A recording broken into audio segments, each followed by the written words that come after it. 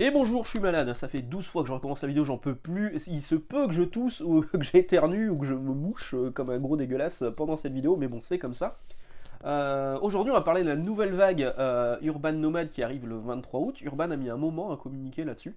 Faut dire qu'on sait qu'ils ont ralenti le rythme de parution sur cette collection, mais qu'elle n'est pas terminée loin de là parce que ça fonctionne, parce qu'il y a des titres qui ont été entamés dans cette collection qui ne sont pas encore finis.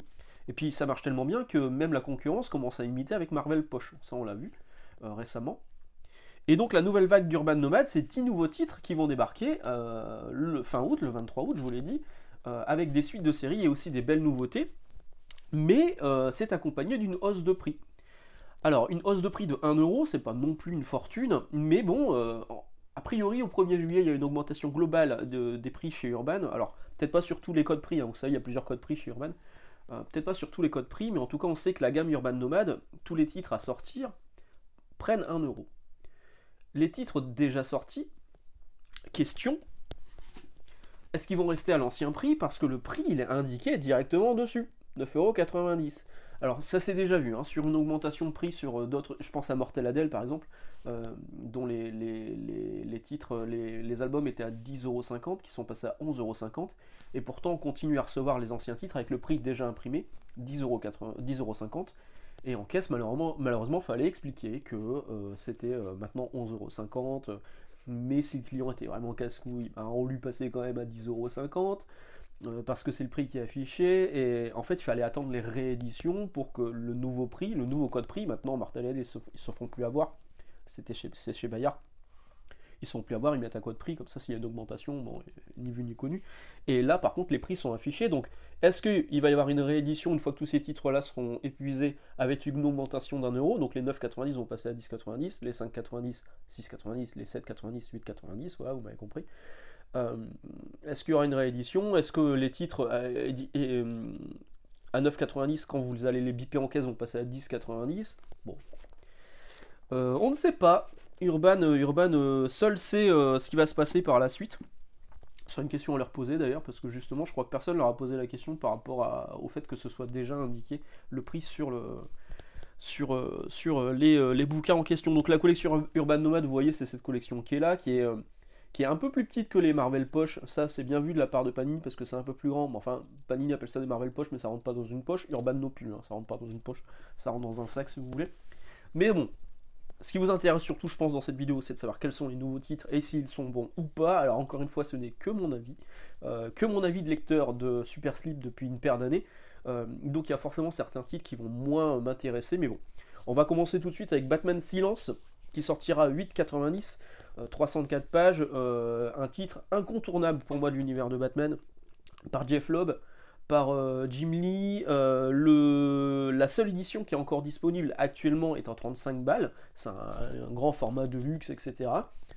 Le titre était déjà ressorti à petit prix à 4,90 € dans la collection, les collections été qu'on avait chez Urban il y a quelques années, avant d'avoir la gamme Urban Nomad qui a finalement remplacé ces opérations petit prix. Donc on l'avait déjà eu à petit prix à 4,90 €. Là c'est un peu plus, 8,90 €, mais c'est de meilleure qualité, mais c'est plus petit.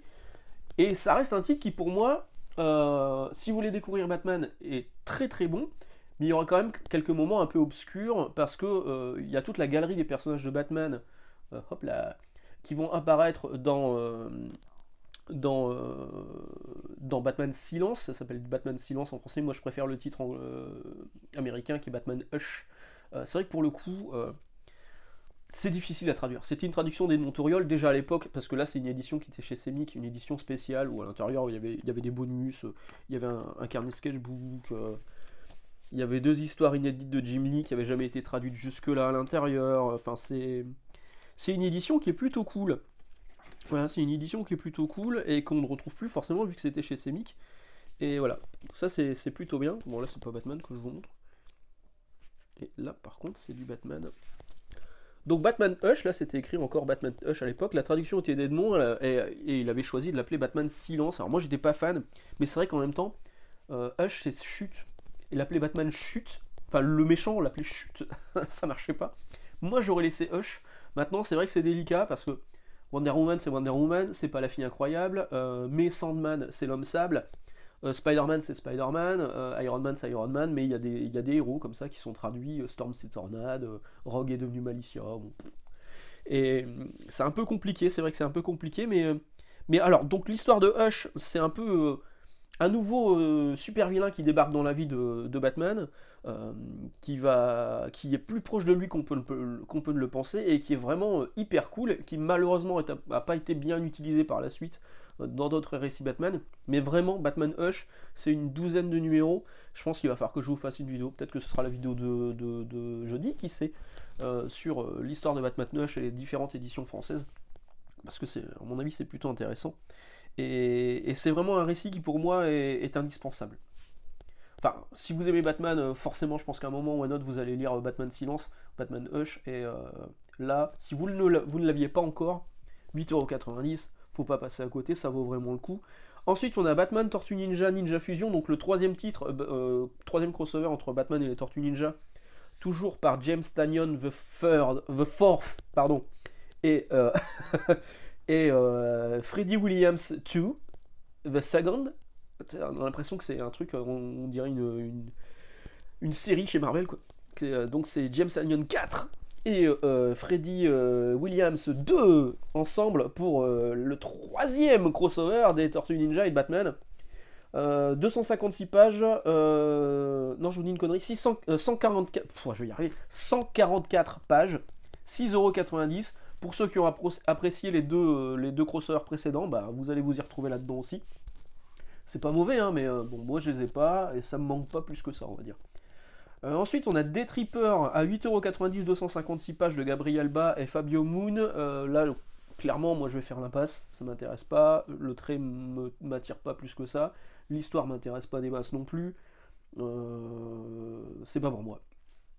C'est pas pour moi. Moi je le recommande pas celui-ci, mais bon après, ça fait une paire de fois hein, qu'il est réédité Deathtripper, hein, dans plusieurs éditions différentes. Donc là et maintenant il sort en Urban Domain. Ensuite on a Gotham Central Soft Targets de Ed Brubaker, Greg Rucka, Michael Lark, 8,90€ pour 280 pages. Celui-là, il y a une petite polémique. Parce qu'en fait, à l'intérieur, vous avez les épisodes 1 et 2 de Gotham Central, les épisodes 6 à 10, donc les épisodes 3, 4, 5, vous ne les avez pas. Les épisodes 12 à 15, et bah voilà, c'est tout. En tout, il y a 40 numéros de Gotham Central, en tout, hein, sur la série complète. Là, on en a quelques-uns, on a une sélection d'arcs, on a 3 arcs différents. Il n'y a pas écrit tome 1. Donc a priori ça serait en un seul numéro pour vous faire découvrir la série, et si jamais ça vous plaît, va falloir lire les autres les autres numéros qui sont sortis dans dans une autre collection de chez Urban plus chère. Mais il semblerait que Urban aurait dit aussi que ce serait pas qu'un seul numéro, qu'il y aurait d'autres numéros derrière, peut-être qu'ils allaient publier le reste de la série, ou peut-être pas. Enfin j'ai vu des avis divergents, on va dire, ça fait beaucoup. Il faudrait poser la question Urban, est-ce que c'est vraiment un seul tome ou pas? Voilà, la question se pose, pour l'instant il n'y a pas écrit tome 1, donc pour moi ça va être un seul récit, avec en plus une sélection d'arcs à l'intérieur.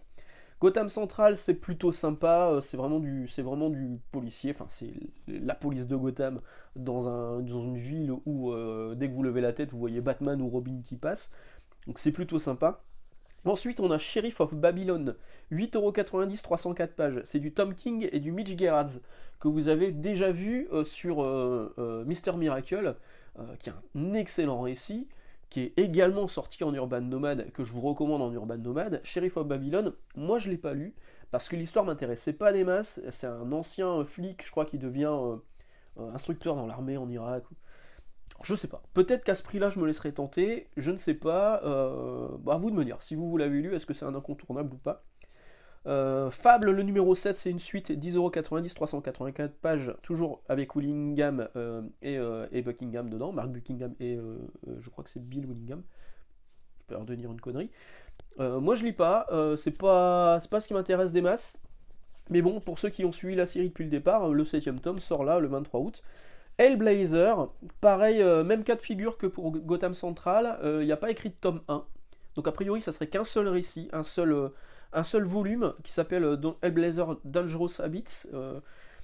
par Garth Ennis et William Simpson. 10,90 €, 416 pages. C'est l'équivalent du gros volume qui est sorti chez Urban sous le nom de Garth Ennis présente Hellblazer tome 1. Donc c'est le tome 1 que vous avez là-dessus. Mais comme il n'y a pas écrit tome 1 sur la version Urban Nomad, on n'aura peut-être pas la suite dans la collection Urban Nomad. Encore une fois, seul Urban est dans le secret. Voilà. Ensuite, on a Justice League tome 5. Justice League tome 5 de Jeff Jones, Tony Daniel, mais pas que. Donc a priori, ça serait les épisodes que vous avez avec l'autre Ligue de Justice. Donc à mon avis, il y aurait du David Finch aussi dedans. Parce que la couverture, je crois que c'est celle-là. Et bah ça reste excellent. Hein. De toute façon, si vous voulez démarrer la Justice League, quelle que soit la Justice League, prenez ceux qui sont disponibles en nomade. Ceux de Geoff Johns sont excellents. C'est un excellent moyen de mettre le pied dans l'univers DC Comics parce que tous les personnages sont là. Et comme ça redémarre à zéro avec le New 52, bah vous n'êtes pas paumé. Vraiment, c'est une très bonne série. Et donc là, ce tome 5 arrive le 23 août. Planetary tome 2, si vous n'avez pas acheté le tome 1, foncez l'acheter parce que c'est excellent. Le tome 2, 8,90 €, 280 pages, toujours par Warren Ellis et John Cassaday. Donc ce seront sans doute ces épisodes-là que moi j'avais en collection. Panini Comics, cet éditeur que je chéris profondément. Donc il y aura sans doute ces deux tomes-là qui seront réunis dans ce tome complet. Mais la question que je me pose, c'est est-ce qu'il y aura Batman, le crossover avec Batman Planetary? Ou est-ce qu'il était dans le tome 1? Je suis pas sûr. En tout cas, celui-ci, bah, c'est cool aussi. Ça fait partie de l'univers de Planetary. C'est par les mêmes auteurs. Et vraiment, ça serait dommage qu'il n'y soit pas. Et enfin, dernier titre de la collection à apparaître sur cette dernière vague Urban Nomad annoncée pour le 23 août. Top 10, top 10, 352 pages, 10,90 € de Alan Moore et Gene A. Les 12 numéros, la totalité de la série, dans un seul gros volume, mais sans les spin-offs. Parce qu'il y a un Deluxe qui était sorti chez Urban. Il y avait 2 séries spin-off, je crois, en plus à l'intérieur. Et celle-ci, elle est à 10,80 €. Donc là, le gros volume chez Urban, il doit être à 35 balles, je crois. Là vous payez 10,90 € et vous avez juste les 12 numéros de la série principale. Moi, je pense que là, je vais me laisser tenter sur Top 10. Parce que Gen A, j'aime bien son trait. J'avais bien aimé ses Authority. Oui, il avait dessiné du Authority. Là, je crois qu'il avait fait 2 numéros avec Grant Morrison. 2 ou 3 numéros avec Grant Morrison. Alan Moore, bon bah voilà, c'est un scénariste plutôt culte. Je suis fatigué, hein, je vous l'ai dit, je crois. Je sais plus. Je suis malade, en tout cas, ça c'est sûr. Voilà, donc là vous avez les 10 titres. Vous en faites un petit peu ce que vous voulez. Moi, ce que je retiens surtout, c'est Batman Silence. Mais bon, évidemment, j'ai 25 éditions différentes. Enfin, j'ai toute la série en floppy, en VO. Je vous présenterai ça sans doute dans pas longtemps. J'ai quelques titres aussi qui étaient sortis chez Semic à l'époque, parce qu'ils avaient sorti le premier numéro à 1 €. Enfin bref, j'en reparlerai. Donc, Batman Silence, qui est pour moi incontournable. Gotham Central, qui peut être sympa. Sheriff of Babylon, bon, ça je sais pas trop. Justice League, évidemment, si vous suivez.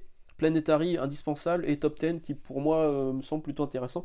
Bon, là surtout ce que j'ai énoncé, moi ce que je vais prendre parce que je ne l'ai pas, c'est sans doute Top 10 et peut-être Gotham Central.